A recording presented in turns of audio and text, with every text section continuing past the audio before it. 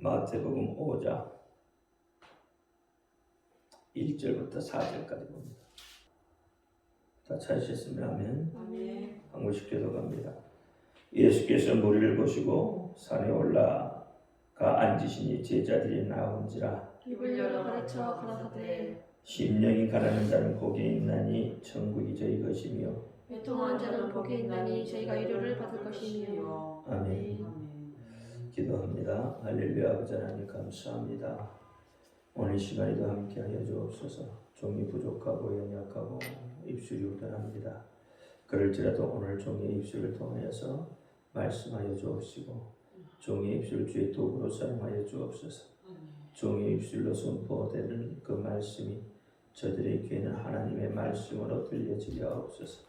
사람의 말, 종의 말로 듣지 않게 하옵소서.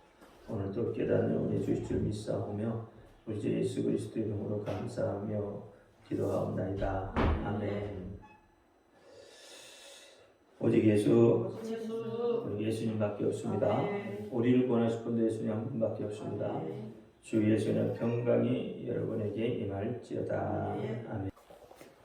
오늘 제목은 누가 위로를 받을 것인가? 누가 위로를 받을 것인가? 위로 받고 싶죠. 아멘.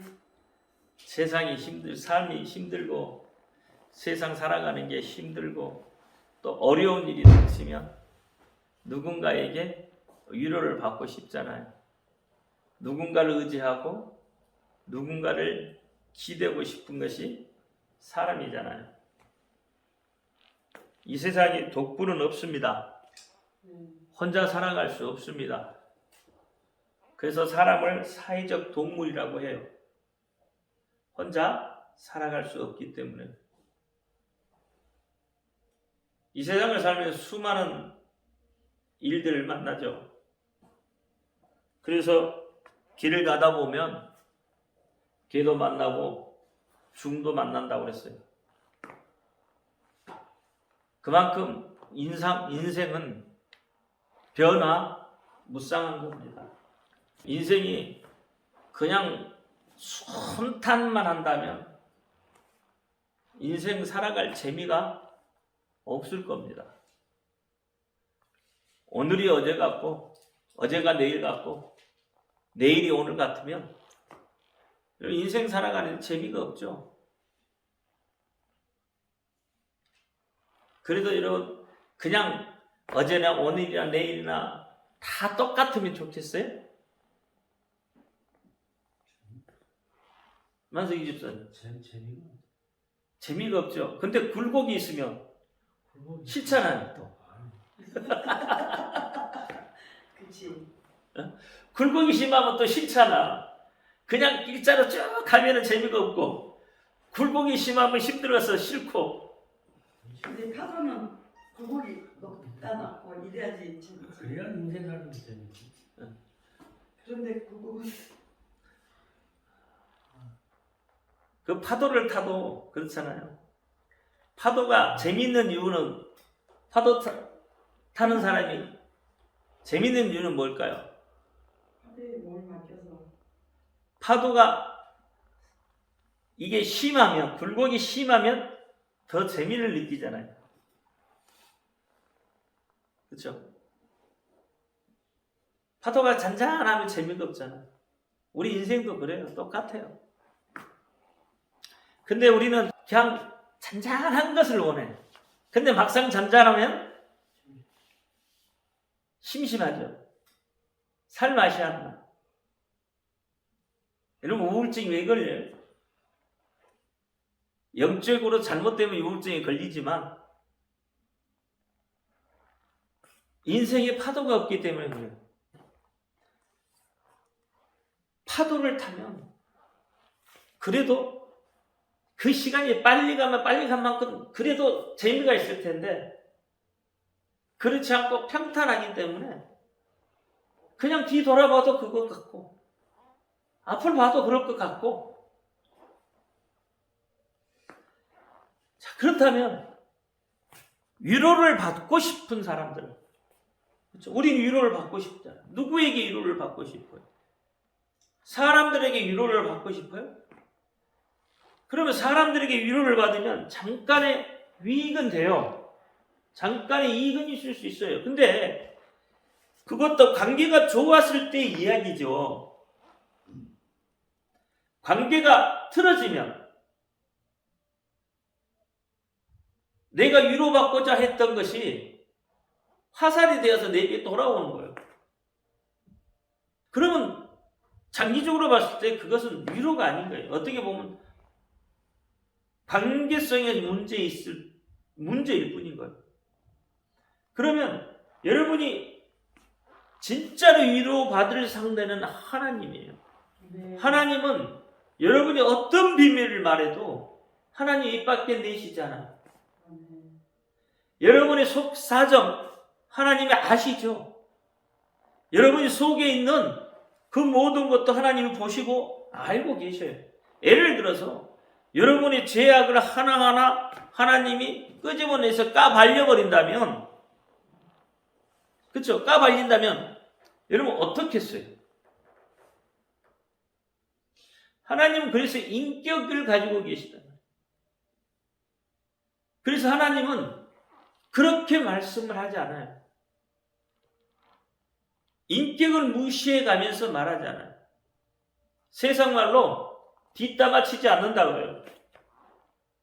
세상 사람들은 뒷담화 치지만 하나님은 뒷담화 안 쳐요. 은밀하게 하나님한테 이야기를 해도 하나님은 그것을 하나님만이 소유하고 계셔요. 여러분의 삶의 문제 하나님만이 해결하실 수 있어요.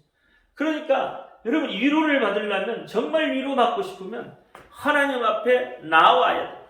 하나님 앞에 나와서 기도하는 거예요. 하나님과 대화하는 거예요. 네. 정말 위로받고 싶다면.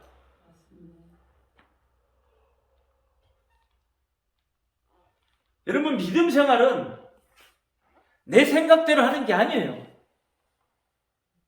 믿음 생활이 내 생각대로 하는 게 아니란 말이에요. 근데 우리는 믿음 생활을 내 생각대로 해요. 그게 믿음이라고 착각을 해요. 믿음 생활은 하나님이 원하시는 대로 하는 거예요. 그게 믿음이에요. 그게 믿음 생활이에요. 내가 기분 조금 나쁘다고? 내가 누구한테 시험 들었다고? 믿음 생활 포기하는 거예요? 그게 내 생각이죠. 그건 그 믿음 생활이 아닌 거예요. 정말 믿음 생활은 하나님이 요구하시는 대로, 하나님이 말씀하시는 대로 그렇게 하는 거예요. 하나님이 인정하시는 대로 하는 것이 믿음 생활이란 말이에요. 그게 믿음 생활이에요. 그러면 믿음 생활에서는 나라는 존재는 사실 내 생각이라는 것은 빠져야 되는 거예요. 그래야 믿음이 성장을 해요. 나라는 존재가, 이 나라는 존재가 내 생각이 앞서버리면 이건 믿음이 성장할 수가 없죠. 믿음이 자기 성격만 나타나는 거예요. 그렇죠? 이게 믿음, 이게 어떻게 믿음 생활이 되게, 어떻게 하나님이 기뻐하시겠냔 말이에요. 그럼 믿음 생활을 어떻게 해? 내 생각을 어떻게 다운시켜야 되는 거예요. 그리고 누구의 소리를 들으려고 해요? 하나님의 소리를 들어야 돼요. 사람의 소리가 아니다 이 말이에요. 하나님의 소리를 들어야 돼. 하나님의 소리. 하나님이 무엇이라고 나에게 말씀을 하시고 계시는지, 나에게 하나님이 어떤 것을 요구하고 계시는지 여기에 초점이 맞춰져야 되는 거예요. 이게 사실 진짜 믿음 생활이에요. 이런 믿음 생활을 하면 하나님께서 위로를 해주셔요. 내 생각이 가득 차 있는 사람은 어떻게 하나님이 위로하시겠어요? 하나님이 위로하시고 싶어도 위로하실 수가 없어요. 왜? 위로의 말씀을 내가 받아들일 수가 없어. 받아들일 준비가 안 되어 있단 말이에요. 내 생각이 가로막아버려요. 그러니까 아무리 하나님이 위로를 해주고 싶어도 위로가 들어오지 않는 거예요. 그걸 알아야 되는 거예요. 일주일 동안 여러분 고생한 자 알아요. 고생 세상 나가서 얼마나 고생해요. 돈 벌고. 그렇죠? 성도들 나가서 돈 벌어서 교회 헌금하고 11조하고 다 하죠. 고생합니다. 그 고생하는 거 모르는 게 아니다 이 말이에요. 다 알아요. 그런데 그렇게 해도 내 생각이 앞서 버리면 하나님의 위로가 들어오지 않는 거예요. 그래서 어떤 목사님들은 성도들이 일주일 때 내 가서 돈 벌어가지고 교회 헌금하니까 얼마나 무서워. 그렇게 교회 한번 와가지고 실컷 웃고 가라고 그러고 그래서 위로받고 가라고 그래요. 사람의 생각으로 보면 옳을 수 있어요. 왜? 합리적이잖아요. 그냥 교회에 위로받으러 오고 교회에 가서 웃고 떠들면 그게 어떻게 보면 사람 생각으로 보면 합리적이고 이론적이고 논리적일 수 있다 이 말이에요. 그것은 하나님의 뜻이 아니라 이 말이에요. 그것은 자기 생각에 좋을 대로 하는 거예요. 복음을 그렇게 전하고 있다 이 말이에요. 정말 위로받는 사람, 위로받을 수 있는 사람, 하나님 앞에 드려도 그렇죠? 오른손이 아니라 왼손이 모르게 하는 거예요. 누구만 아셔요? 하나님만 아신다. 하나님이 기억하신다. 그러면 자기를 내려놓는 거잖아요. 하나님이 나타나시잖아요. 그러면 하나님이 내 속에서 역사를 하셔. 위로의 역사를 하신다 이 말이에요. 자, 그러려면 내가 애통해야 돼요. 애통해야 되는 거예요. 울 수 있어야 된다 이 말이에요. 가슴을 찢을 수 있어야 되는 거예요. 그래서 말씀에 보면 내가 옷을 찢지 말고 마음을 찢으라 그래요. 그게 애통하는 거예요. 옷을 찢는 게 애통이 아니라 정말 마음을 찢어내는 것이 애통이다 이 말이에요. 그렇게 애통하는 것, 마음을 찢어내는 그런 애통을 가진 사람이 하나님한테 위로를 받는다 이 말이에요. 그렇죠? 그들이 하나님한테 위로를 받겠죠. 그러면 그렇게 애통할 수 있는 사람은 바로 심령이 가난한 사람이다 이 말이에요. 오늘 본문 1절에 심령이 가난한 자, 그 심령이 가난한 자가 애통할 수 있는 거예요. 여러분 부자들은 애통하기가 쉽지가 않아요. 부자들은 가진 것이 많으니까 그렇잖아요. 가진 것이 많으니까 울 수 없어요. 울 수 없고 오히려 지배하려고 하고 교만해지는 거예요. 그러니까 어떻게 부자는 애통함을 가질 수가 없는 거예요. 완전 다 그렇다는 이야기는 아니겠죠. 그죠? 대부분이 그렇다. 그러면 심령이 가난한 자라는 것은 뭘까요? 마음이 가난한 자잖아. 심령이 가난한 자는 마음이 가난한 자란 말이에요. 육적인 이야기가 아니다 이 말이에요. 육적으로 많이 갖고 적게 갖고의 문제가 아니에요. 그 사람의 마음이 하나님으로 가득 차 있으면 그것이 심령이 가난한 자예요. 세상 것으로 가득 차 있으면 심령이 가난해질 수가 없다 이 말이에요. 하나님을 찾을 수도 없어요. 애통할 수는 더욱 없는 거죠. 그러면 누가 위로를 받을 것인가는 분명히 나와 있는 거죠. 그러면 그 위로가 하나님의 위로는 그냥 막연하게 그렇게 우리에게 다가오는 위로가 아니라는 이야기예요. 하나님의 위로는 분명하게 우리에게 다가옵니다. 어떻게 해요? 어떻게 다가와요? 복으로 다가온단 말이에요. 그렇죠? 그러니까 봐요. 애통하는 자는 복이 있나니 그랬잖아요. 저희가 위로를 받을 것이에요.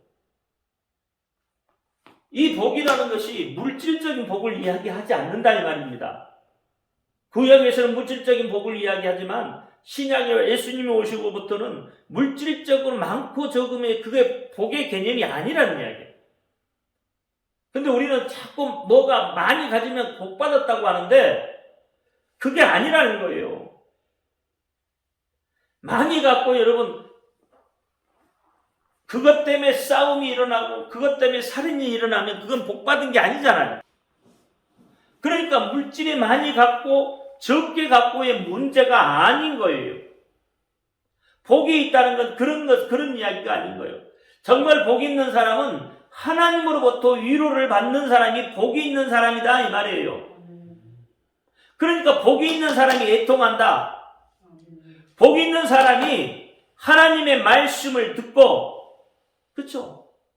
하나님의 말씀을 듣고 있기 때문에 애통할 수 있는 거예요. 하나님의 말씀을 듣고 있는 자가 어떻게 해요? 눈물을 흘릴 수 있는 거예요. 그러니까 부자는 눈물을 흘릴 수가 없다고 아까 이야기하는 거잖아요. 왜? 세상 것 즐기는데 더 바쁘니까. 자기 생각이 더 많잖아요. 그러니까 하나님의 말씀을 듣는 것이 복이 있는 사람이다.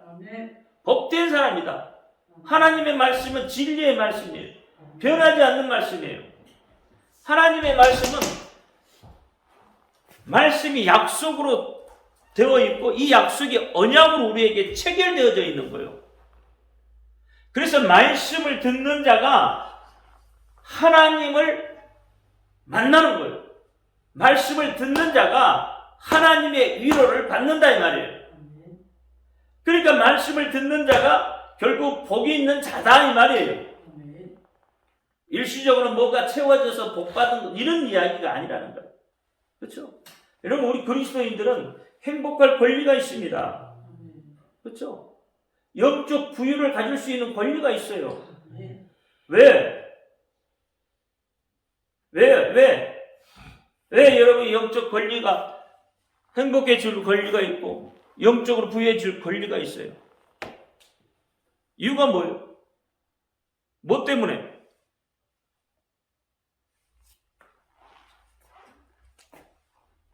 하나님의 뭘 물려받을 자라고?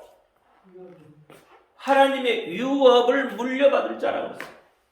그렇잖아요. 유업을 물려받을 자. 그럼 유업을 물려받을 자라는 소리는 뭐예요? 아들이란 이야기죠. 자녀란 이야기예요. 그렇죠? 자녀가 유업을 물려받잖아요. 그러니까 하나님의 유업을 물려받을 자이기 때문에 우리에는 어떻게 해요? 행복할 권리도 있고 영적으로 부유해질 권리도 있고 물질적으로도 충만해질 권리가 있는 거예요. 우리는. 그러니까 우리는 뭐예요? 아들은 누구의 아들? 하나님의 아들. 그렇잖아요. 우리는 하나님의 아들이야. 양자의 영을 받았다고 그러잖아요. 근데 하나님의 아들이에요. 그러니까 아들은 뭐예요? 권리를 행사할 수 있는 사람이 아들인 거예요. 그러면 이 자녀와의 관계라는 것은 뭘로 이루어졌어요? 피로. 다시 말하면 생명으로 이루어져 있다는 거예요. 여러분은 하나님과 뭘로 연결되어 있어요? 피로. 생명으로. 누구의 피? 예수의 피. 그래서 하나님이 여러분을 어떻게 해요? 나셨다고 말하는 거예요. 자, 1차적으로는 사람이 1차적으로는 뭐예요? 부모로부터 나죠? 그렇죠? 부모로부터 나잖아요, 1차적으로. 근데 부모로부터 나면 무슨 굴레를 쓰고 태어나요? 종의 굴레를 쓰고 태어나게 되어 있어요. 왜? 부모가 어떤 사람이에요? 죄의 종이잖아요. 부모가. 육신의 부모는 죄의 종이에요. 그러면 죄의 종은 어떻게 해요? 부모가 종이기 때문에 종의 굴레를 가지고 태어난다 이 말이에요. 그러면 영원히 뭐예요? 종의 굴레를 벗어낼 수가 없어요.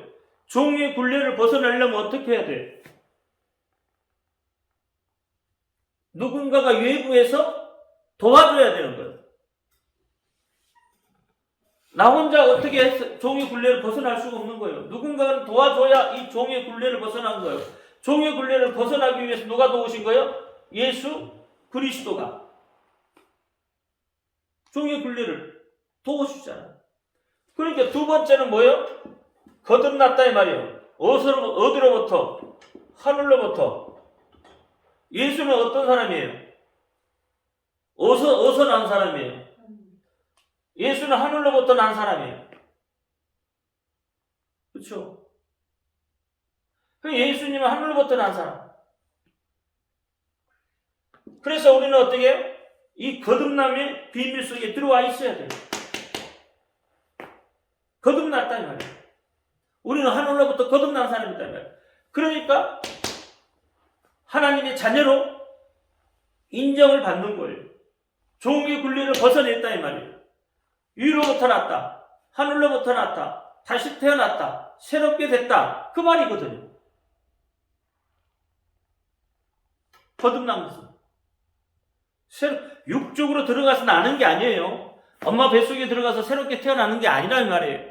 이거 영적인 이야기예요. 영의 세계를 모르면 절대 이해할 수 없는 것이 바로 이 거듭남이에요. 영의 세계를 모르는 사람은 어떻게 해요? 하나님으로부터 났다는 말 자체를 이해가 안 되는 거예요. 하나님으로부터 났다는 이해가 안 돼, 이게. 영의 세계를 모르는 사람은. 그러니까 니고데모 같이 영의 세계를 모르기 때문에 어떻게 해요? 자꾸 부모 육적인 생각만 하는 거예요. 그래 육적으로 가득 찬 사람이 어떻게 외통할 수 있고 어떻게 복받은 사람이라고 할 수 있겠느냐 말이에요.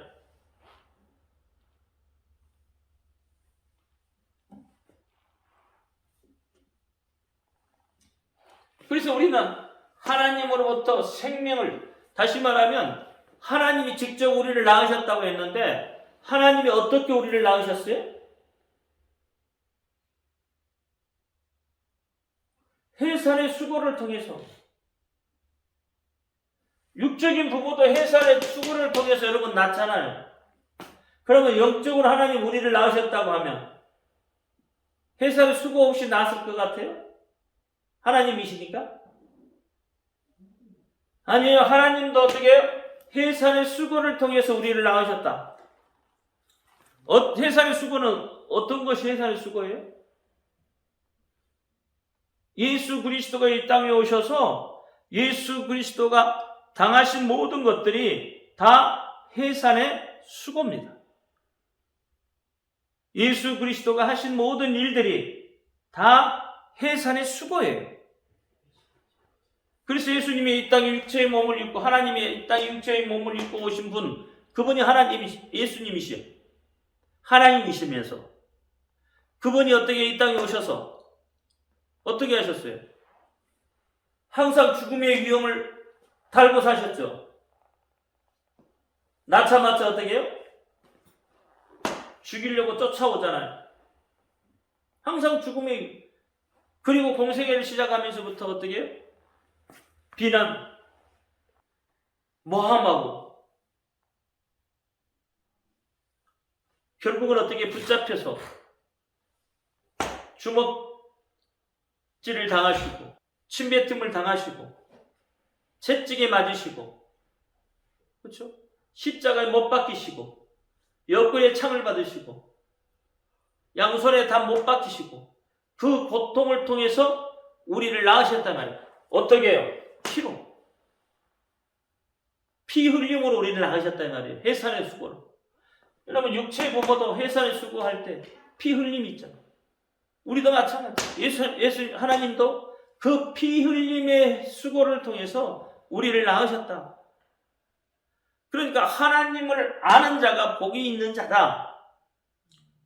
하나님을 아는 자가 위로부터 난 자고 그 자가 하나님으로부터 어떻게 해요? 위로를 받게 되는 거예요. 그래서 우리는 권리를 가지고 있다. 하나님의 자녀이기 때문에. 병 고침 받을 권리도 우리에게 있는 거예요. 우리가 기뻐해야 할 권리도 우리에게 있는 거고, 물질을 소유할 수 있는 그런 권리도 우리에게 있는 거예요. 물질을 옮겨가질 수 있는 권리도 우리에게 있다 이 말이에요. 하나님의 자녀니까. 그 권리를 우리가 어떻게 사용하느냐 거기에 달린 거죠. 그렇잖아요. 어떻게 달려있느냐, 어떻게 그것을 활용할 수 있느냐, 그 방법을 하나님이 가르쳐 주셨어요. 그래서 요한복음에 뭐라고 했어요? 너희가 내 이름으로 그랬어요. 내 이름으로 무엇이든지 구하면 내가 시행하리라. 근데 조건이 붙어 있잖아요. 어떤 조건이 붙어 있어요? 내 이름으로 구하는데 그 이전에 예수 그리스도를 믿는 것에서부터 시작이 된다 이 말이에요. 예수 그리스도를 믿지 않으면서 예수의 이름으로 구하면 구해지겠느냐 이 말이에요. 안 구해지잖아요. 그러니까 우리는 어떻게 해요? 하나님의 자녀로서 구하면 우리의 삶 속에 두려움은 사실 없어요. 두려움이 없어지는 거예요. 강하고 담대해지는 거예요. 전능하신 그분이 내 아버지이시니까 나는 하나님의 것을 유업으로 물려받을 자이니까 두려움이 없어져. 근데 그렇지 않으면 항상 우리는 두려움 속에 해요. 믿어야 구원받죠. 예수를 믿어야죠. 하나님을 믿어야 구원을 받는다 이 말이에요. 그러니까 하나님께 복 받는 자는 다 병 고침을 받을 수밖에 없어요. 하나님의 병 고침을 주신다 이 말이에요. 그것은 하나님을 의지해서 나오는 자. 하나님을 의지해서 나오는 자를 하나님이 고쳐주시지, 하나님을 의지하지 않는 자는 하나님도 안 고쳐주신다 이 말이에요. 그 말이 뭔 말이냐면, 여러분 믿지 않는 사람들 병 고치려고 교회에 나오는 사람들이죠. 그렇죠? 어떤 기적을 바라보고 나오잖아요. 근데 사실 믿지 않은데 내 속에 간절한 마음이, 고쳐주실 거란 간절히 마음이 있으면 고쳐집니다. 근데 한번 가보자. 믿지도 않으면서 병이 고쳐질까요? 병 안 고쳐져요. 그럼 병 안 고쳐지는 겁니다. 하나님을 의지하지 않으면 병 안 고쳐져요. 이게 병도 하나님을 의지할 때에 병도 고쳐지는 거예요.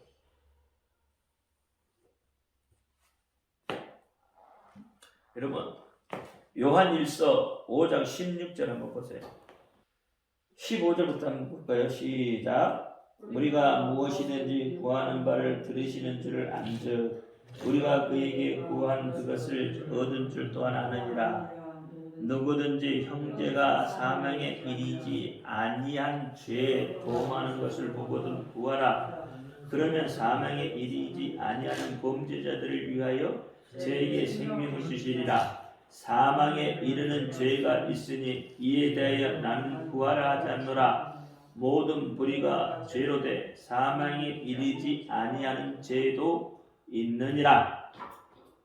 하나님께로서 난 자마다 범죄치 아니하는 줄 우리가 아노라. 이 거듭난 자죠. 하나님께로서 나으신 자가 저를 지키심에 악한 자가 저를 만지지도 못하느니라. 또 아는 것은 우리는 하나님께 속하고 온 세상은 악한 자 안에 처한 것이며, 또 아는 것은 하나님의 아들이 이르러 우리에게 지각을 주사 우리로 참된 자를 알게 하신 것과, 또한 우리가 참된 자 곧 그의 아들 예수 그리스도 안에 있는 것이니 그는 참 하나님이시요 영생이라. 자녀들아 너희 자신을 지켜 우상에서 멀리하라. 이렇게 이야기하고 있죠. 근데 여기서 보면 16절에 보니까 뭐가 있냐면 사망에 이르는 죄가 있고, 보세요.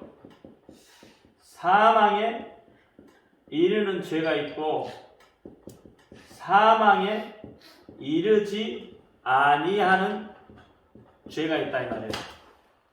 무슨 말이에요? 사망에 이르는 죄는 어떤 것일까? 뭐가 사망에 이르는 죄일까요? 예수를 믿지 않는 죄. 이게 사망에 이르는 죄다. 하나님을 믿지 않는 죄는 사망에 이르는 죄다. 여러분, 병은 고치고 싶고 하나님은 믿지 않고 그건 뭐예요? 사망에 이르는 죄. 그래서 병을 고침을 받을 수가 없다는 이야기를 합니다. 일시적으로 자기 생각이 좋아져서 그럴 수는 있지만 다시 그 질병 속으로 빠져들어가요. 그러니까 예수를 믿지 아니한 죄가 가장 큰 죄예요, 하나님 편에서. 그러면 사망에 이르지 아니하는 죄는 실수로 먹고 사는데, 그렇죠? 뭐 도둑질을 할 수도 있고 뭐 이런 것들이겠죠. 범법자들이라고 그랬잖아요. 범법자는 어떻게 해요? 다시 범법자는 하나님을 믿을 수 있는 뭐가 있어요? 기회가 있다 이 말이에요. 근데 사망에 이르는 죄는 아예 믿지를 않으니까 그건 사망에 이르는 죄고, 그래서 살인자도 예수를 믿으면 구원을 받을 수 있다는 이야기를 하는 거예요. 그 범법자잖아요. 범법자가 회심하고 회개하면 사망에 이르지 아니할 수 있다 이 말이에요.